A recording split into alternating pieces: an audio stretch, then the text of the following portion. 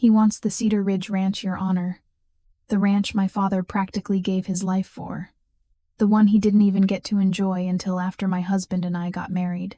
My name is Eleanor Vance, and I'm 45 years old. I run Steelheart Industries in Oak Haven, Oklahoma, or at least I thought I did. Turns out my husband Mark Hayes had been going around telling everyone he built it all along. I sat there in that courtroom 3 months ago, watching him put on a show. That's exactly what it was, a performance. He was wearing the charcoal suit with the subtle pinstripe that I'd bought him 2 Christmases ago. He stood there acting like he owned the place like he owned me, and told the judge how he'd sacrificed everything to help me succeed. The lie just rolled off his tongue smooth and practiced. Your Honor, he said, I put my entire career on hold to support her business. I managed the operations, handled the finances, built relationships with suppliers. Without me, Steelheart Industries would have collapsed within the first year.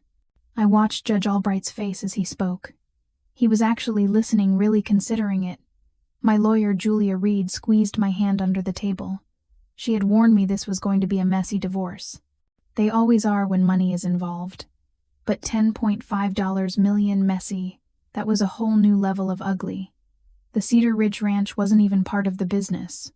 My father left it to me 8 years ago when he passed away. It's 400 acres of land outside of Riverbend, about an hour from Oak Haven. Good land, cattle land. The kind of place that holds 3 generations of memories deep in its soil. And now my husband wanted it. I'd been feeling something was off for months before the divorce papers came. Little things that just didn't add up. Conversations he'd suddenly end when I walked into the room. Late nights at the office when I knew the office was closed. The way he stopped asking about my day and started only talking about his. It was Julia who first suggested I start documenting everything. She'd been my friend since college. We were roommates at Midland State University. When things started going south with my husband, she was the first person I called. Keep records, she'd said over coffee one morning. Emails, texts, bank statements, anything that shows the real picture. I thought she was being overly cautious. My husband loved me. We'd been married for 15 years. We had built a life together. But I started keeping records anyway, just in case. The judge asked my husband to continue with his statement. He launched into a story about how he'd spent countless hours building relationships with clients. How he'd negotiated the contracts that made Steelheart Industries what it is today. How he'd put his own dreams on hold to be my support system. It was pure fiction. I started Steelheart 12 years ago with money from my father and a business loan I secured myself. My husband was selling insurance at the time. He had nothing to do with manufacturing. Nothing to do with metal fabrication, supply chains, or any of that stuff. He helped out, sure. He'd come to company events, smile at clients, play the supportive spouse, but build it. He couldn't tell you the difference between cold-rolled steel and hot-rolled steel if his life depended on it. The ranch claim was even more ridiculous. He'd been there maybe 5 times in 8 years, usually for Christmas or when we needed to check on the property manager. He complained the whole drive about the dust, about being so far from everything, about how there was nothing to do there. And now he wanted it. Julia leaned in close and whispered, "He's going for everything. The house, the business, the inheritance, all of it." I nodded. I had expected this. What I hadn't expected was how convincing he would sound, how the judge seemed to be buying into it. My husband's lawyer, a sharp-dressed man named Stephen Grant, stood up next. He presented documents, financial statements showing joint accounts, tax returns with both our names on them, a mortgage where we were both listed. "Your Honor," he said, "my client isn't asking for anything unreasonable. He's simply requesting his fair share of the marital assets he helped build. The business, the properties, the investments, all of it was a team effort." Judge Albright nodded slowly. "Mrs. Vance, you'll have your chance to respond, but I have to say the documentation here is substantial." That's when I felt it. That cold drop in my stomach. The realization that I might actually lose. Not just the money, not just the ranch, but everything I'd worked for, everything my father had worked for, everything that defined who I was. My husband caught my eye across the courtroom. He smiled. Not a friendly smile. A victorious one. He thought he'd won. The trouble had started long before the courtroom. I just didn't see it clearly until it was almost too late. 15 years ago, I met him at a business conference in Centerville. I was 30, just starting to think seriously about launching my own company. He was charming, attentive, and said all the right things about supporting ambitious women. He worked for a regional insurance company selling policies to small businesses. Nothing glamorous but steady. We dated for 2 years before getting married. It was a simple ceremony, just family and close friends. My father walked me down the aisle. He shook my husband's hand afterward and said, "Take care of her." My husband promised he would. My father died 6 years later. Heart attack while checking fence lines on the Cedar Ridge Ranch. The foreman found him that evening, slumped against the old truck he'd driven since before I was born. The ranch had been in our family for 63 years. My grandfather bought it in the early 60s and built it up from nothing. My father inherited it, improved it, and made it profitable. When he passed away, he left it to me, just me. The will was very clear. My husband acted supportive at first. He came to the funeral, held my hand during the reading of the will, and told me we'd figure out what to do with the property together. But something changed after that. Small things. He started asking questions about the ranch's value, about mineral rights, about what would happen if we sold it. I told him we weren't selling. It was family land. He'd nod and drop it. For a while the business was thriving. Steelheart Industries specialized in custom metal components for oil and gas equipment. We had built a solid reputation, good clients, and steady contracts. I'd worked 70-hour weeks for years to make it happen. My husband helped where he could. He'd handle some administrative tasks, answer phones when the receptionist was out, and occasionally meet with suppliers if I was stuck on the production floor. But the real work, the technical knowledge, the client relationships, the strategic decisions, that was all me. Still, I appreciated what he did. Marriage is a partnership, right? I wanted to believe we were building something together. Julia warned me early on. We'd meet for lunch every few months and catch up on life. About 3 years into the marriage, she asked me a question that stuck with me. Does he ever talk about his own goals, his own career? I thought about it and realized I couldn't remember the last time he'd mentioned anything about his work. He'd quit the insurance job 2 years after we got married. He said he wanted to focus on helping me with the business. I figured it was temporary, that he'd find something else eventually. He never did. Instead, he became more involved with Steelheart. He started sitting in on meetings, weighing in on decisions, and introducing himself to clients as a partner in the business. I corrected him a few times gently, saying he was my husband, not my business partner. He'd laugh it off and say it was just semantics, but it wasn't semantics, it was a pattern. He began telling people he'd helped start the company, that he'd been there from day one, that his business knowledge had been crucial to our success. None of it was true, but he said it convincingly enough that people believed him. I noticed other things too. Money transfers I didn't recognize. Small amounts at first, then larger ones. When I asked about them, he'd have an explanation. Business expense, equipment repair, client entertainment. Always reasonable, always with just enough detail to satisfy me. Julia's husband, Michael, worked in forensic accounting. One night at dinner about a year before the divorce, he mentioned something that made my blood run cold. The easiest way to steal from a business is to be the person everyone trusts, he said. Someone with access to accounts. Someone who can move money around without raising suspicion. Usually it's a family member.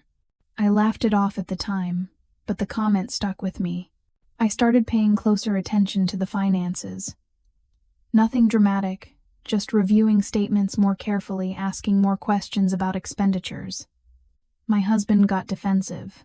He said I was micromanaging, that I didn't trust him, and maybe I didn't. The ranch became another point of tension. He kept suggesting we develop it, maybe lease some of the land and bring in additional income.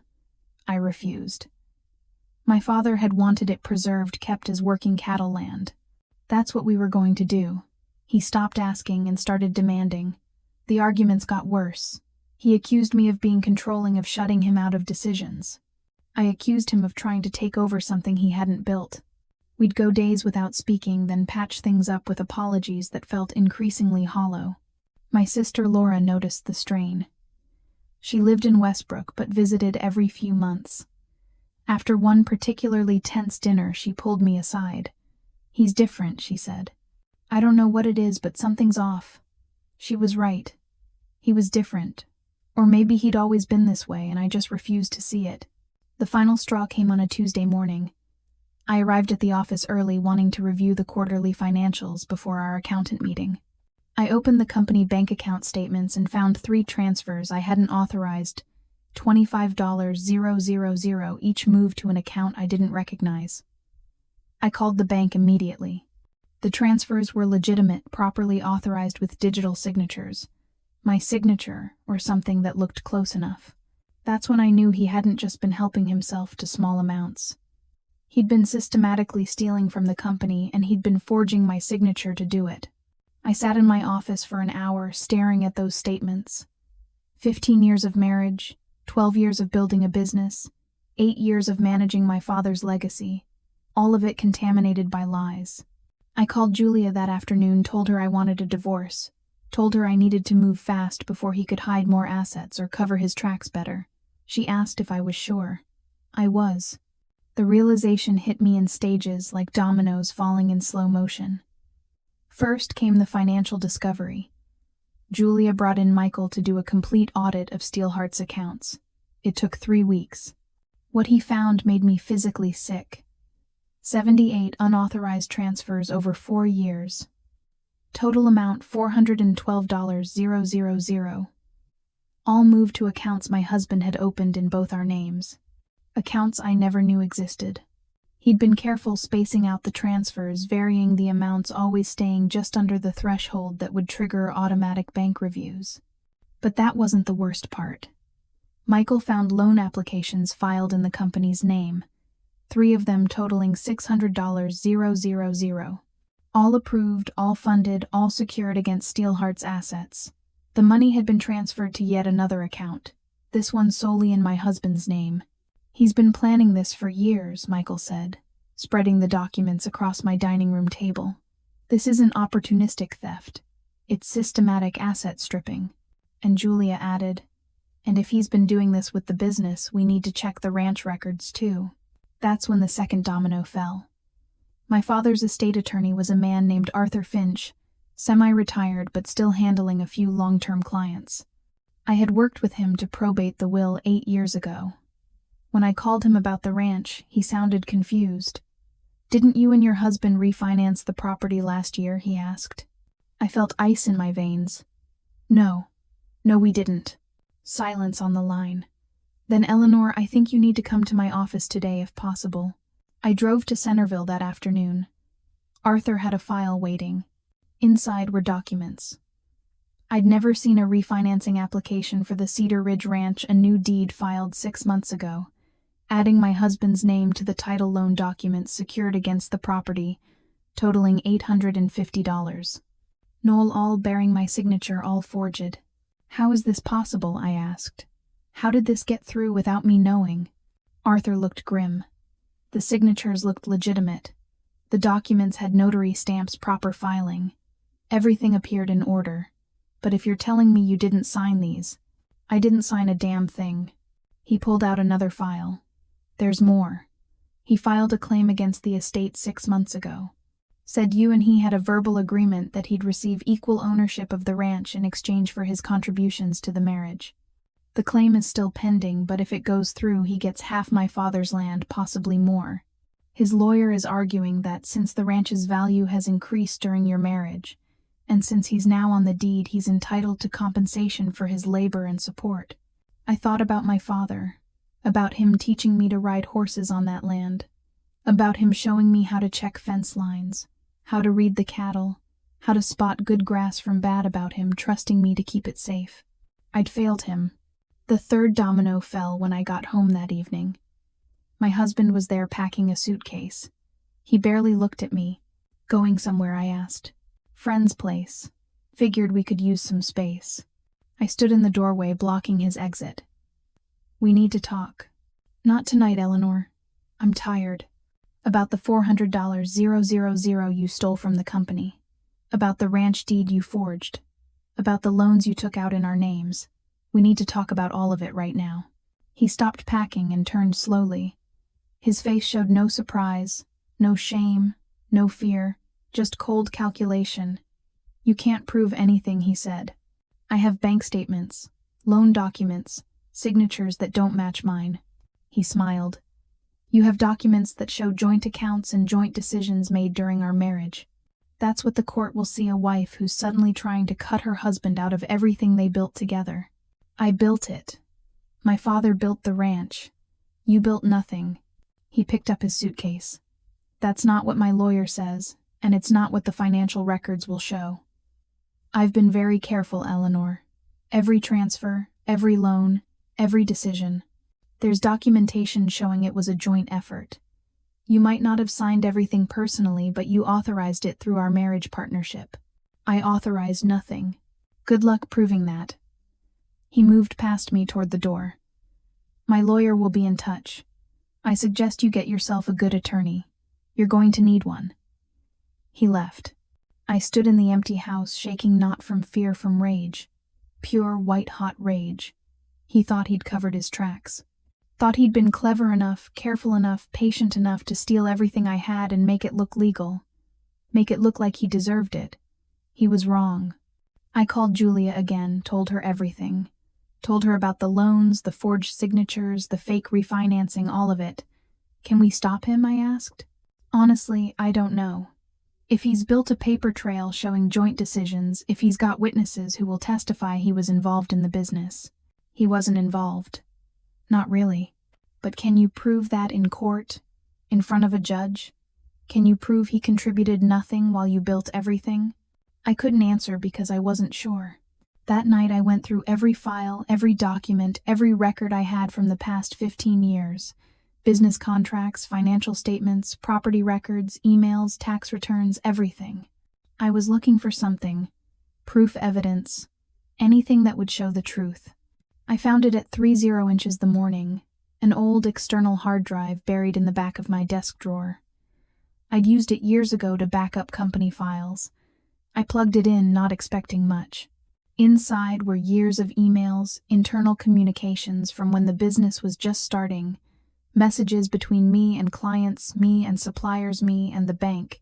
Every major decision documented in real time. And in every single one I was alone. No mentions of my husband, no CCs to him, no references to his input or involvement, just me building a company from scratch, making every call, fighting every fight, earning every victory. I had my proof, but I had something else too. I kept digging through those old files, and I found correspondence I'd forgotten about, messages from my father during the last year of his life. He'd been worried about something about someone. I don't trust him, sweetheart, one email read. I know you love him, but something's not right. Watch your accounts. Watch your business. And whatever you do, don't let him touch the ranch. My father had known. Somehow he'd seen what I couldn't see, what I'd refused to see. The final email in the folder was dated 2 weeks before he died. I'm updating my will today. The ranch goes to you alone. Not joint, not shared, just you. That land is your future, not his. Promise me you'll protect it. I'd promised. Sitting right there in this house on the phone with him, I'd promised to protect the ranch. I'd nearly broken that promise. But not yet. Not while I still had fight left. I spent the rest of that night organizing everything. Every document, every email, every piece of evidence that showed the truth, what my husband had done, what he'd stolen, what he'd forged. And I made a plan. He wanted everything. He wanted to stand in front of a judge and claim he built my life, built my business, earned my father's land. Fine, let him try. But when he did, I'd be ready. The divorce papers were filed 3 days later. My husband's response came within a week, and it was worse than I'd imagined. He wasn't just asking for half.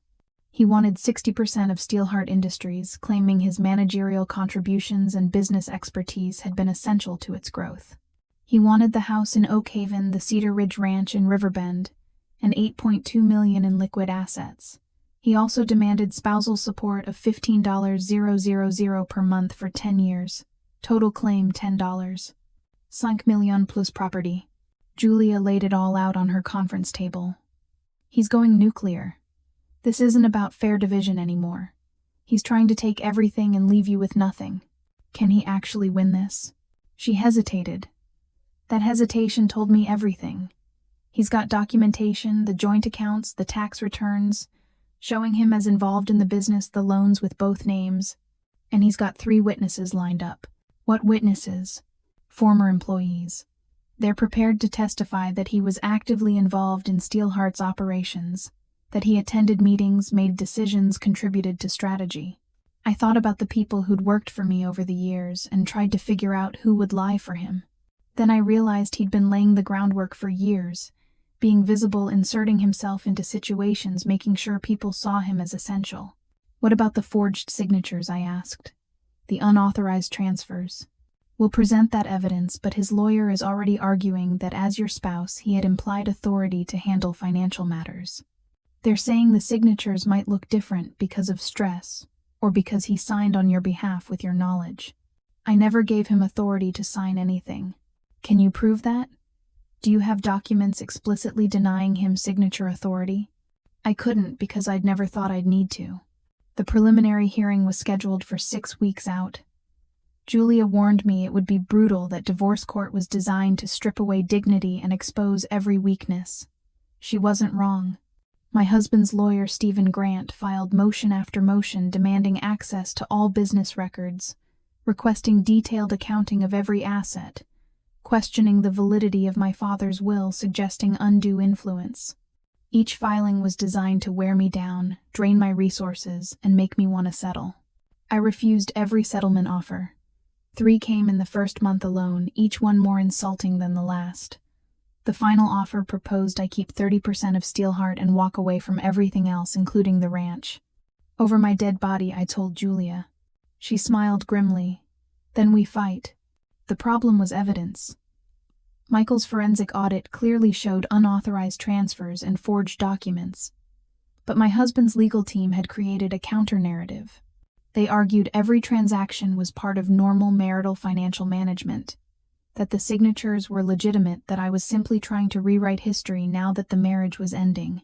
They had testimonies lined up not just from former employees but from business associates who'd seen him at company events, from neighbors who'd watched him leave for the office every morning, from friends who'd heard him talk about the business challenges he was navigating. All of it was smoke and mirrors, but it was convincing smoke and mirrors. I spent those 6 weeks preparing. Julia and Michael helped me organize every piece of evidence we had. The old email backup, showing my solo involvement in building Steelheart, the timeline of the ranch inheritance, and subsequent forgery, the bank records proving the unauthorized nature of the transfers. But we had a problem. A big one. 3 of the forged signatures had been notarized. Legitimate notary stamps, proper documentation, witnesses who'd supposedly verified my identity. My husband had been thorough. He'd found notaries who'd stamp anything for the right price, or who were careless enough not to verify signatures properly. If we can prove the notarizations were fraudulent, we can prove the forgeries, Michael said. But that's a criminal investigation, not a civil one. It takes time we don't have. The preliminary hearing arrived too fast. I walked into that courtroom wearing my best suit, trying to project confidence I didn't feel. My husband sat across the aisle with Stephen, looking relaxed, almost amused. The judge was a woman named Judge Albright, about 60, with a reputation for no-nonsense rulings. She reviewed the initial filings and looked up at both sides. "This is going to be complicated," she said. "I'm seeing claims of fraud, forgery, and unauthorized financial activity. I'm also seeing 15 years of marriage and substantial commingled assets. Both sides need to understand this will not be quick or easy." My husband's lawyer stood first. "Your Honor, my client is simply seeking his fair share of the marital estate. He spent 15 years supporting his wife's career, managing household and business affairs, contributing his expertise and labor to their shared success. He's entitled to equitable distribution." Judge Albright nodded. "And the allegations of forgery and fraud are baseless. Every document in question bears both signatures or was handled through proper marital financial channels. My client had authority, both legal and practical, to manage these accounts and properties." Julia stood.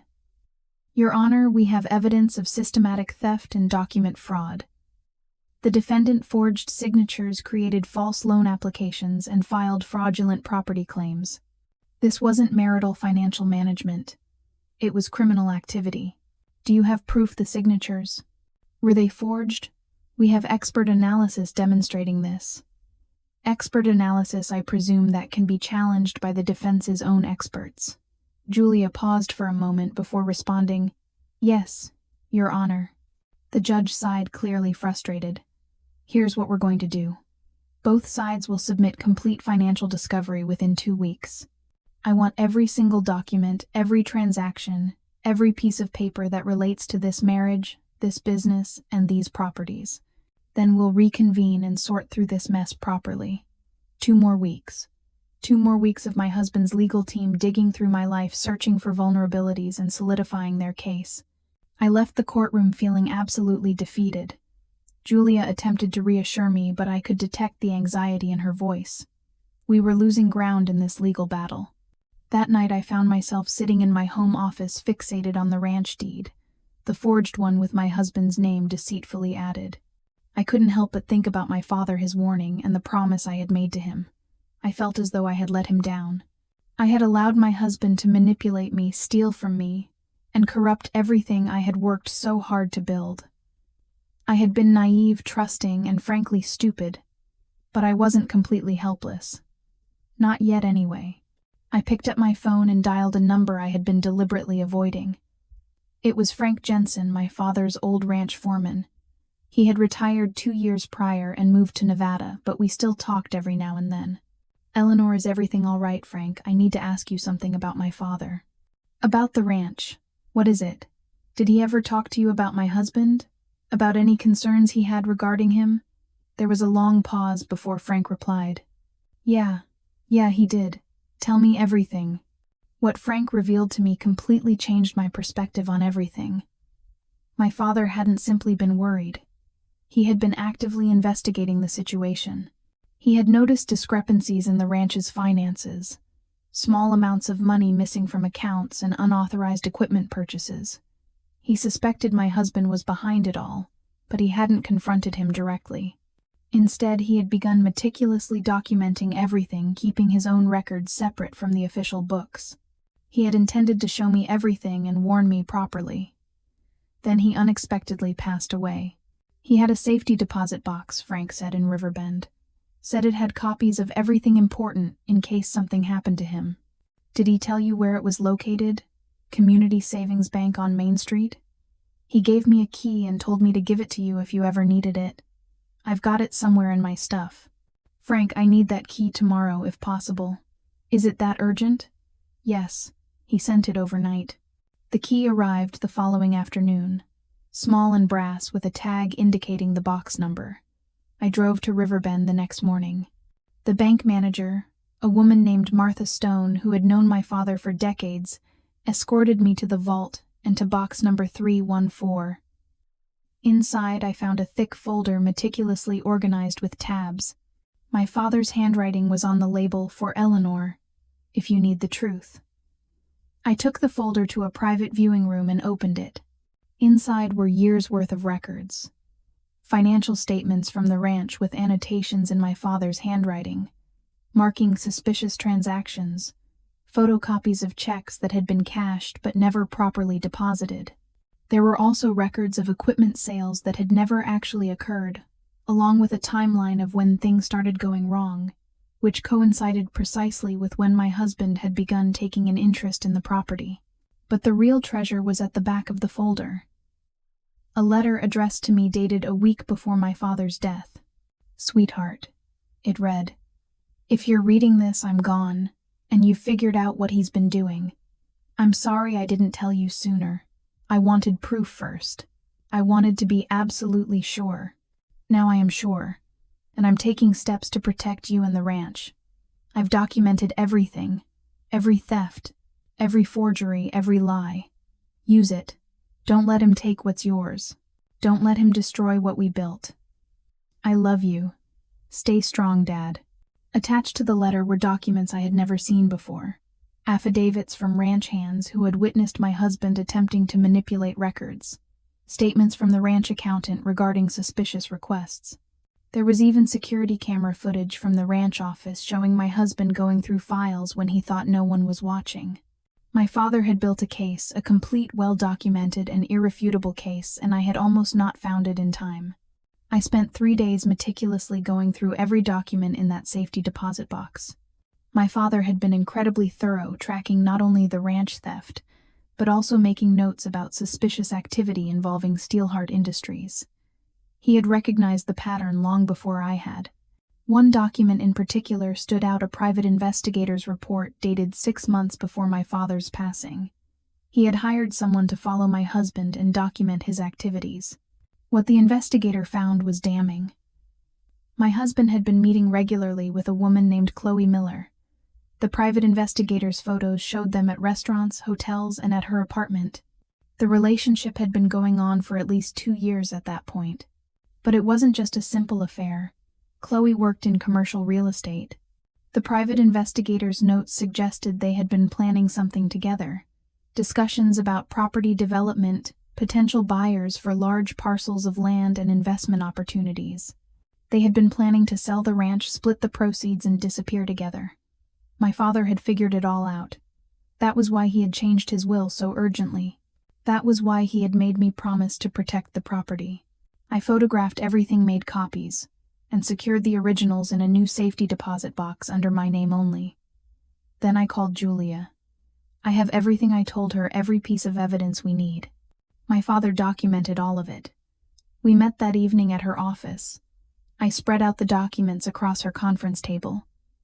She went through them slowly, her eyes widening with each page. "This is incredible," she said. "Your father built an entire criminal case. If we present this to the judge, we don't present it times yet asterisk." She looked at me, her expression questioning. "What do you mean?" "I mean we let them commit fully. Let them present their case. Let them testify. Let them lie under oath. Then we destroy them with the truth." Julia frowned, clearly uneasy with the idea. "That's risky. If the judge rules against us before we present this." "He won't. You said it yourself. He wants complete discovery. Wants everything on the table. We give him everything except this. We save this for the moment it matters most." "When's that?" "When my husband stands up in court and swears he built everything. When he demands his $10.5 million and my father's ranch. When he thinks he's won." Julia considered this carefully. As a lawyer, she understood the inherent risks involved. As my friend, she understood the need for impeccable timing. "Okay," she said finally, "but we need a backup plan. If things go wrong, they won't." Over the course of the following week, we submitted our financial discovery as ordered. Every document, every record, every transaction, except for my father's file. Technically, it wasn't part of the marital assets, as it wasn't discovered during the marriage. It was inheritance material, separate property. My husband's team submitted their discovery as well. Mountains of paper, all meticulously designed to portray joint decision-making, shared finances, and collaborative business building. They were carefully constructing their narrative piece by piece. The full hearing was scheduled for 3 weeks out. In the meantime, depositions began. I endured 8 grueling hours of questioning from Stephen Grant, answering the same repetitive questions over and over again. "When did your husband start contributing to Steelheart Industries?" "He didn't contribute. He assisted occasionally with administrative tasks, but he attended client meetings sometimes as my spouse." "He negotiated contracts." "No, I negotiated all contracts. He managed financial accounts. He had no authority to manage accounts." But he did access those accounts without authorization." "Yes." Round and round we went, twisting my words, attempting to make assistant sound like partnership and present sound like contribution. My husband's deposition was scheduled for the following week. Julia conducted it, and I sat in the room observing his performance. "I built that company," he said confidently. "Eleanor had the technical knowledge, but I had the business sense. I managed relationships, handled negotiations, made strategic decisions. Without me, Steelheart would have failed in the first year." Can you provide specific examples of these strategic decisions? Julia asked, her voice measured. He rattled off a list of alleged accomplishments. Client accounts he had supposedly secured, contracts he had supposedly negotiated, and business problems he had supposedly solved.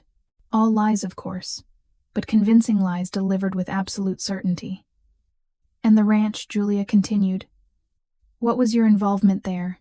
The ranch needed modernization. Eleanor was too emotional about it, too attached to her father's outdated methods. I saw the potential for development, for maximizing value. I initiated refinancing to access capital for improvements. You initiated refinancing without your wife's knowledge, with her implied consent. We discussed it many times. She denies that. He shrugged, feigning nonchalance. Marital disagreements happen. Doesn't change the facts. Julia pressed him on the forged signatures. He denied forging anything, claiming all signatures were legitimate. He even suggested that stress or the passage of time might have altered how I signed documents. Are you suggesting your wife forged her own signatures? Julia asked, her voice laced with incredulity.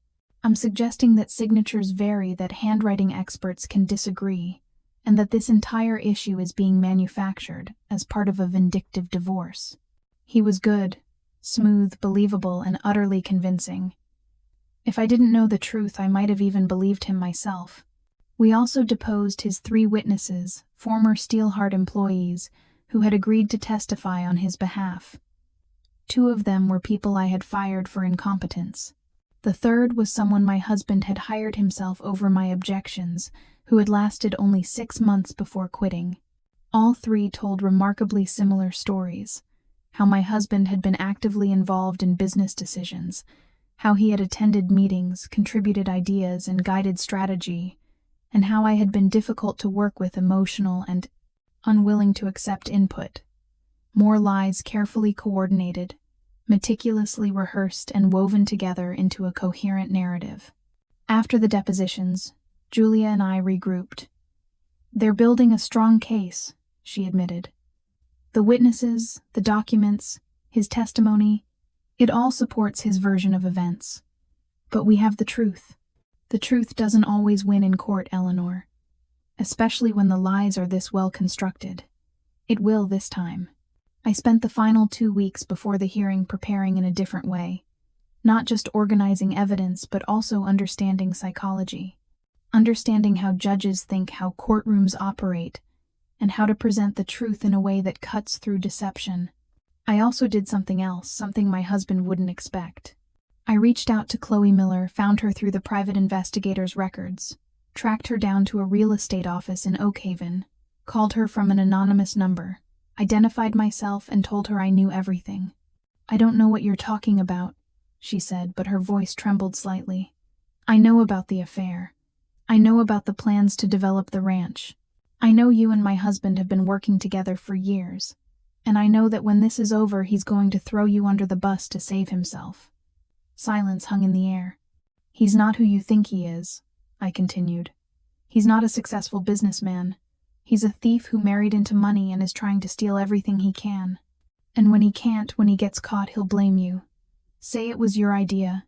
Say you manipulated him. Say whatever he needs to say to protect himself. Why are you telling me this? Because I want you to know the truth before you get buried in his lies. You think you're partners. You're not. You're just another tool he's using. I hung up the phone. I didn't know if it would matter, but I had planted a seed of doubt in her mind. Sometimes that's enough. The night before the hearing, I couldn't sleep. I lay in bed staring at the ceiling, thinking about everything that had led to this moment. 15 years of marriage, 12 years of business, 8 years of managing my father's legacy. All of it coming down to one single day in court. My phone rang at 2 a.m. Unknown number. I answered it cautiously. Eleanor. It was Chloe. I need to talk to you. We met at an all-night diner on the edge of Oak Haven. She looked exhausted, scared, and younger than I had expected. Maybe 30 years old, pretty in a conventional way. The kind of woman my husband would typically find attractive. She slid into the booth across from me, her eyes filled with anxiety. I didn't know he was married when we started. He said he was divorced. They always do. I found out about you a year in. By then I was already involved. He said the divorce was coming, that it was just a matter of time. He said you were the one holding things up, being unreasonable. More lies. She nodded sadly. The ranch development was his idea. He said you'd inherited property you didn't want that you'd be happy to sell. Said we could develop it together, make millions. I believed him. And now I realize I'm not the first woman he's done this with. I found emails, other women, other schemes. He's been running the same con for years, finding women in real estate or finance, using them to facilitate his plans. She pulled out a folder and handed it to me. I made copies of everything. The development plans, the emails, the financial projections. I don't want to be a part of this anymore. I took the folder from her. Inside were emails between Chloe and my husband discussing the ranch in detail, property valuations, potential buyers' development timelines, and most importantly, explicit acknowledgement that he was forging documents and stealing assets. "Why are you giving me this?" I asked, suspicion lacing my voice. "Because you were right. He'll throw me under the bus the first chance he gets. I'd rather control my own narrative." She paused, her gaze meeting mine. "And because what he's doing isn't right. Your father's ranch, your business, those are yours. He has no right to them." I looked at this woman who had helped my husband plan to steal my inheritance. Part of me hated her for her complicity. Part of me understood the situation she was in. She had been a tool just as I had been a target. "What do you want in return, Immunity?" "I'll testify, give you everything, but I don't want criminal charges." "I can't promise that, but I can promise to tell the prosecutor you cooperated fully." She nodded slowly, considering the offer. "Fair enough." The hearing began promptly at 9:00 inches the morning. The courtroom was smaller than I had anticipated, wood-paneled and formal, with rows of benches that were mostly empty, except for a few observers. My husband sat at the defendant's table with Stephen Grant, looking confident and relaxed. He glanced at me once, offering a slight smile before turning away. He genuinely believed he had already won. Judge Albright called the court to order and reviewed the case summary. This is a dissolution of marriage with significant asset disputes. Both parties claim sole ownership of various properties and business interests. We're here to establish the facts and make a fair determination of asset distribution. Stephen stood first, addressing the judge with authority. "Your Honor, my client's position is simple. He spent 15 years building a life with his wife. He contributed his expertise, his labor, and his unwavering support to their shared success. He is entitled to an equitable distribution of the marital assets, including the manufacturing business and the inherited property that increased in value during the marriage." Judge Albright turned to Julia, prompting her to respond. "Counsel, Your Honor, the evidence will demonstrate that the defendant contributed nothing of substance to the plaintiff's business or inherited property. More importantly, the evidence will reveal a pattern of fraud, forgery, and theft designed to steal assets he has no legal right to. Strong allegations indeed. Can you support them?" "Yes, Your Honor, completely." The judge nodded, signaling her readiness to proceed. "Then let's begin with testimony. Mr. Grant, call your first witness." My husband, Mark Hayes, took the stand. He was sworn in, settling into the witness chair with practiced ease. Stephen began with softballs, background questions establishing the timeline of our marriage and his career history. Then they transitioned to the business. Stephen inquired about his involvement with Steelheart Industries, and my husband launched into his carefully prepared narrative. "I was there from the very beginning," he stated. "Eleanor had the technical knowledge, but she needed business guidance. I helped develop the business plan, secured initial financing, and built relationships with key clients. The company wouldn't exist without my contributions." "Can you provide specific examples?" Stephen asked, guiding him along. My husband rattled off a list of clients, contracts, and business decisions. Some were partially true. He had been present at meetings and had met clients, but his role in those situations had been minimal, purely social and ceremonial. He twisted mere presence into active participation, attendance into significant achievement. "And the ranch," Stephen continued. "What was your involvement there?" "The property was underperforming. I saw the potential for development, for modernization. I initiated refinancing to access capital for improvements. Eleanor was resistant, emotionally attached to outdated practices, but I moved forward because it was necessary for our financial future. Did your wife authorize the refinancing? We discussed it extensively. She may not remember authorizing it specifically, but it was part of our ongoing financial planning. What about the signatures on the refinancing documents? All legitimate. Eleanor signed the documents. If she's claiming otherwise now, that's unfortunate, but the paperwork speaks for itself. Julia stood her voice firm and clear. Objection, Your Honor. The defendant is testifying about the validity of signatures that are the subject of fraud allegations.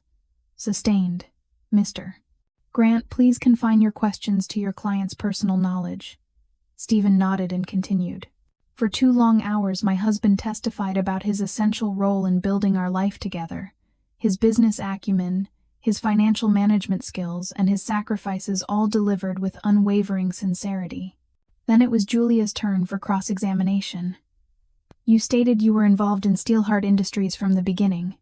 What year was the company founded? 2012. And what was your occupation in 2012? I was working in insurance sales. Did you have any experience in manufacturing, in metal fabrication, or in industrial supply chains? No, but I understood business principles. What business principles specifically did you apply to Steelheart? He hesitated slightly, a flicker of uncertainty in his eyes. General management, financial oversight, client relations. Can you name 3 contracts you personally negotiated for Steelheart? Another hesitation. I'd need to review records for specific names. Can you name one? The Henderson account. I was instrumental in securing that contract. Julia pulled out a document and presented it to him. This is the Henderson contract signed by your wife alone. No mention of you in the negotiations. No record of your involvement. Were you lying just now? Or are you simply confused about your role?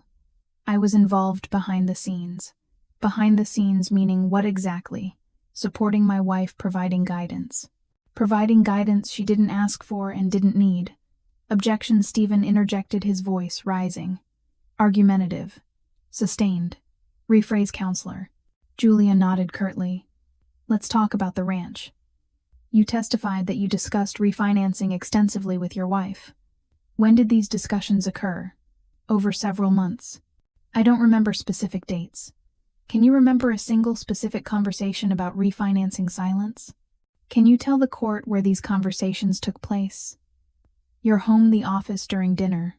More silence. You can't remember because they never happened, can you? I remember discussing it. But you can't provide any details because you're lying under oath. Objection. Stephen was on his feet, his face flushed with anger. Your Honor, counsel is badgering the witness. Sustained. Counselor, stick to questions. Julia pulled out another document. The refinancing application for the ranch. Can you identify your signature on this document? My husband examined it closely. That's not my signature. Only Eleanor's signature was required. Exactly. Only your wife's signature. So how did you initiate this refinancing, as you testified, if you didn't sign anything? I handled the paperwork. She signed. She testified she never saw this paperwork, never signed it, and that this signature is forged. Are you saying she's lying? I'm saying she signed it and forgot. Julia held up the document for the judge to see. Your Honor, we have a handwriting expert ready to testify that this signature is forged. We also have evidence that the defendant had the motive, the means, and the opportunity to commit this forgery. Judge Albright looked visibly interested, her gaze fixed on the document in Julia's hand. I'll hear that evidence. The rest of the morning proved to be brutal for my husband. Julia methodically dismantled every claim he had made, exposed every lie he had told, and revealed every inconsistency in his story. By the time the lunch recess arrived, he looked visibly rattled, his earlier confidence now cracking under the relentless pressure. But Stephen wasn't finished yet. After lunch, he called his 3 witnesses, the former Steelheart employees, to the stand. One by one, they testified to my husband's involvement in the business recounting meetings he had attended, decisions he had influenced, and contributions he had made. Julia cross-examined each one, establishing that none of them had worked directly with my husband, and that their knowledge was based on brief interactions or secondhand information. Nevertheless, the damage had been done. They had succeeded in creating reasonable doubt about who had actually contributed what to the company. Then Stephen made his closing argument for the day, his voice filled with passionate conviction. Your Honor, this case is about a husband who supported his wife, contributed to their shared success, and is now being denied his fair share simply because the marriage ended. Yes, there are disagreements about specific details. Yes, there are signature questions that experts can debate, but the fundamental truth remains: my client built a life with this woman, helped her succeed, and deserves equitable compensation. He paused for effect, allowing his words to sink in. My client is seeking $10.5 million and shared ownership of the inherited ranch, not because he's greedy, but because he earned it through 15 years of partnership and sacrifice. Judge Albright turned her attention to Julia, signaling her to respond. Counsel, your response. Julia stood, her gaze unwavering as she addressed the court. Your Honor, the defense has presented a story, an appealing story to be sure, but ultimately a false one. Tomorrow we will present evidence that proves beyond any shadow of a doubt that the defendant is a thief and a fraud, that he forged signatures, stole money, and is attempting to steal property he has no legal right to. When we're done, the only question remaining will be whether this is a civil case or a criminal one. The judge nodded slowly, her expression unreadable. We'll reconvene tomorrow at 9:00 a.m. Both parties should be prepared for a long day. I left the courthouse feeling completely exhausted, both physically and emotionally drained. Julia pulled me aside, her voice serious. Tomorrow, is it, Eleanor? We present your father's evidence, Chloe's testimony, everything. Are you ready for this? I thought about my father, about his warning, and about the trust he had placed in me to protect what he had built. Yes, I said, my voice firm with determination. I'm ready. That night I reviewed everything one final time. Every document, every photo, every piece of evidence. I envisioned the moment tomorrow, when I would witness my husband's face, as the truth finally came to light, when he realized he had been caught, and when he understood that his careful planning and his years of manipulation had all been for nothing. For the first time in months, I slept soundly, finding a measure of peace in the anticipation of the coming day. The next morning, I arrived at the courthouse at 8:30 a.m., a sense of quiet resolve settling over me. My husband was already there, engaged in conversation with Stephen, and still radiating an air of unwarranted confidence. He caught sight of me and offered that same cold, dismissive smile. He had absolutely no idea what was about to unfold. Judge Albright called the court to order at precisely 9:00 a.m., her voice commanding attention. Counselor, call your first witness. Julia stood and spoke with unwavering clarity. The plaintiff calls Chloe Miller to the stand. My husband's face visibly paled, his composure momentarily shattered. He turned sharply to Stephen and whispered something urgent, his voice filled with barely concealed panic. Stephen shook his head, looking utterly confused. Chloe entered the courtroom from the back, her steps measured and deliberate. She looked undeniably nervous, but beneath the surface a flicker of determination burned brightly in her eyes. She was sworn in and took her place on the witness stand, her gaze fixed straight ahead. Julia began gently, her tone conversational. Miss Miller, how do you know the defendant, Mark Hayes? We were in a relationship for about 3 years during his marriage to the plaintiff. Yes. A murmur rippled through the courtroom, a wave of hushed whispers and surprised gasps.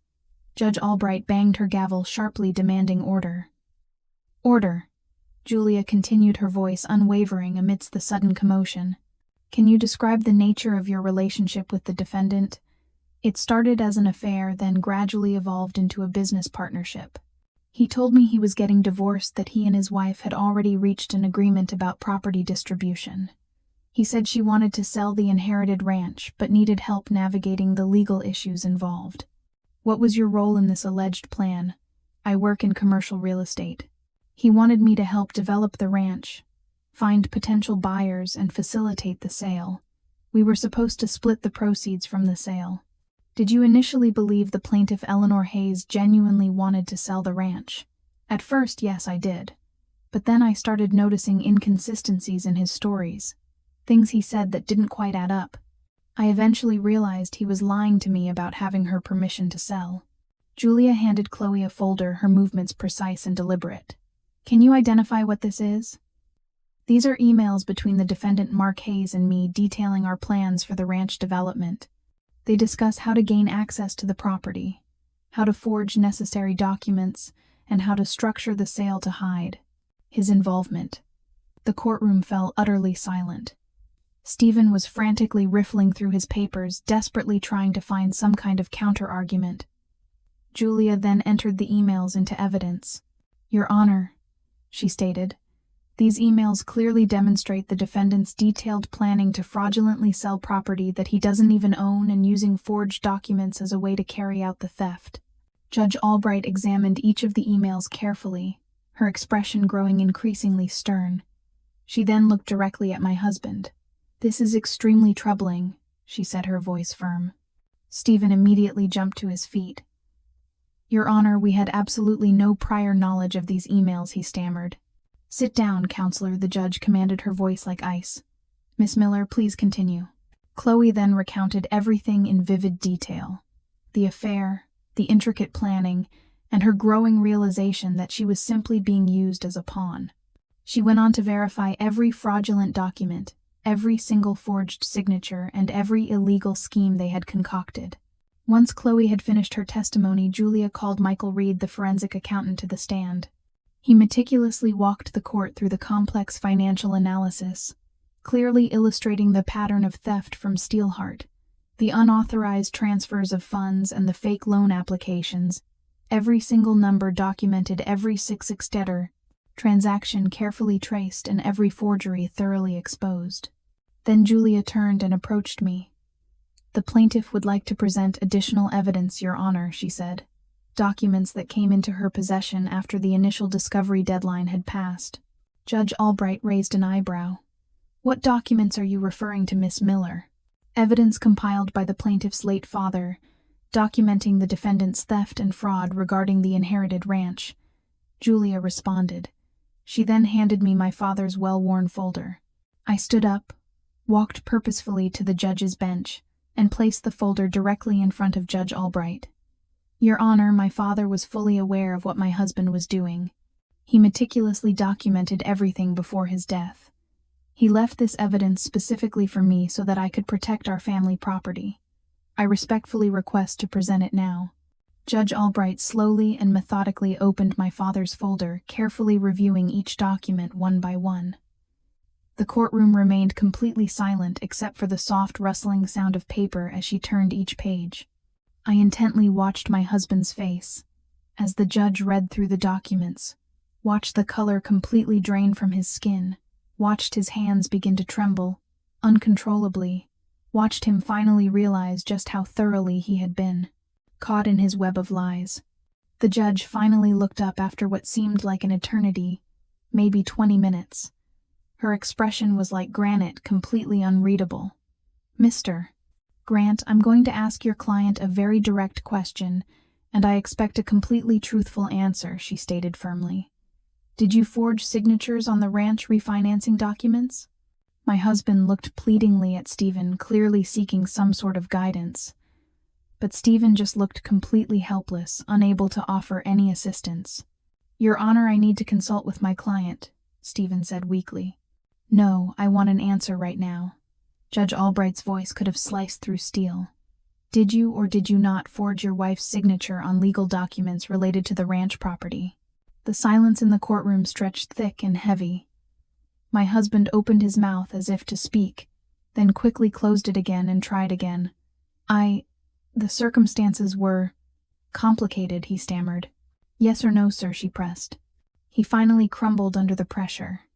Yes, he admitted in barely a whisper. The courtroom immediately erupted in chaos. Judge Albright slammed her gavel forcefully. Not once, not twice, but 3 times. Order, I will have order in this court. When the room had finally quieted down, she continued. Did you steal money from Steelheart Industries without authorization? My husband didn't answer, just stared blankly down at the table, refusing to meet anyone's gaze. Your silence speaks volumes, Judge Albright stated. She then turned her attention to Julia. Counselor, I have seen quite enough. This is no longer just a simple divorce case. This is criminal fraud, forgery, and theft. I am therefore granting the plaintiff full ownership of all disputed assets, including Steelheart Industries, the ranch property, and all associated accounts. The defendant's claims are dismissed entirely. Stephen stood up shakily, clearly stunned by the ruling. Your Honor, we'd like to request. Sit down, the judge commanded. I'm not finished yet. Judge Albright then looked directly at my husband with an expression of pure disgust. Furthermore, I am ordering you to pay full restitution for all stolen funds, plus additional damages, and I am referring this entire case to the district attorney for criminal prosecution. Bailiff, please contact the sheriff's office immediately. My husband's face went from white to a sickly shade of gray. Your Honor, please, he begged. You forged legal documents. You stole hundreds of thousands of dollars. You attempted to defraud your own wife of her rightful inheritance. Did you honestly believe that there would be no consequences for your actions? The bailiff was already on the phone relaying the judge's orders. My husband then turned to look at me, and for the very first time I saw real, genuine fear in his eyes. Not the fear of simply losing money or property, but the much more terrifying fear of actually going to prison. Julia leaned in close to me and whispered, "It's over. You won." But I wasn't quite finished yet. I stood up straight and addressed the judge. Your Honor, there's one more thing that I need. Judge Albright looked at me expectantly. Yes, Miss Vance.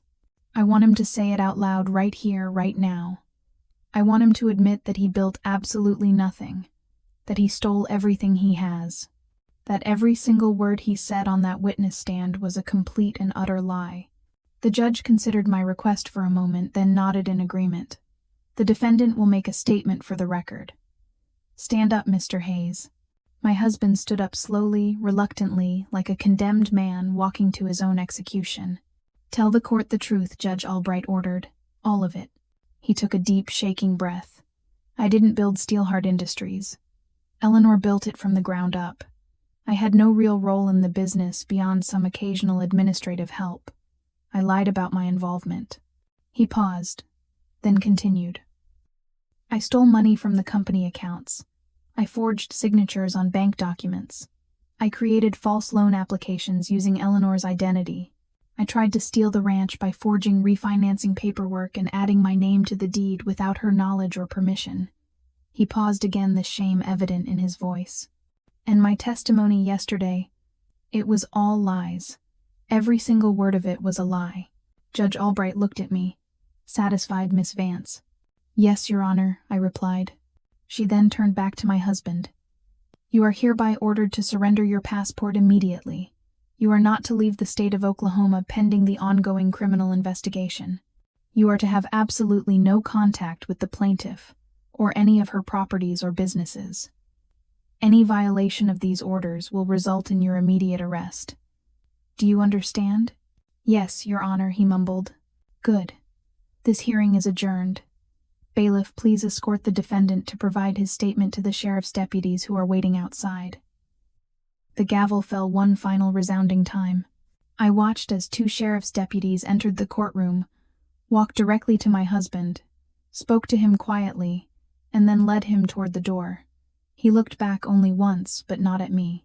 He looked at the folder sitting on the judge's bench, my father's folder, the evidence that had ultimately destroyed him. Then he was gone. Julia gently put her hand on my shoulder. How do you feel? She asked softly. Tired, relieved, and still angry that it took this long to get here, I admitted. Your father would be incredibly proud of you today, she said with a warm smile. I nodded, not trusting myself to speak without crying. Because I knew she was right. My father had protected me even from beyond the grave. He had trusted me to use his evidence wisely, and he had known that I would find it when I needed it the most. Outside the courtroom, a throng of reporters was waiting, their cameras flashing and microphones extended. News had spread quickly about the dramatic hearing. I made a brief statement thanking the court, thanking my legal team, and expressing my gratitude that justice had finally been served. Then Julia quickly ushered me to her car. What happens now? I asked as we drove away from the courthouse. The criminal investigation will take months, maybe even longer. Based on what the judge saw and heard today, I'd expect to see charges for fraud, forgery, and grand theft. He's looking at serious prison time, Eleanor. And then there's the divorce, which is uncontested now. The judge already granted you everything you asked for. We just need to file the final paperwork. You're free, Eleanor. Finally free of him. Free to move forward with your life. Free. The word felt strange and unfamiliar on my tongue. 15 years of marriage, months and months of intense legal battles, and now it was simply over. We drove to Julia's office. Michael was already there waiting with champagne, but I wasn't really in a celebrating mood. Instead, we sat down and calmly talked through the next steps that needed to be taken: securing the properties, changing all account access, filing restraining orders, all the practical things that needed to be done in the aftermath of a hard-fought legal victory. My phone rang. It was an unknown number. I almost didn't answer it, but something compelled me to pick it up. "Eleanor," a man's voice said. It was a voice I didn't recognize. "This is Arthur Finch, your father's attorney. I just heard about the hearing. I wanted you to know that your father would have been incredibly proud of you today." My throat tightened with emotion. "Thank you," I managed to say. He knew that this might happen someday. He prepared for it as best he could, but he also knew that you'd be strong enough to fight it if it ever came to that, and he was right. After we hung up, I sat quietly for a moment, lost in thought. Julia and Michael gave me the space I needed. Then Michael spoke, his voice gentle. "Your father was a very wise man, Eleanor. He didn't just leave you evidence. He left you a lesson as well." "What lesson was that?" I asked. "That family legacy isn't just about money or property.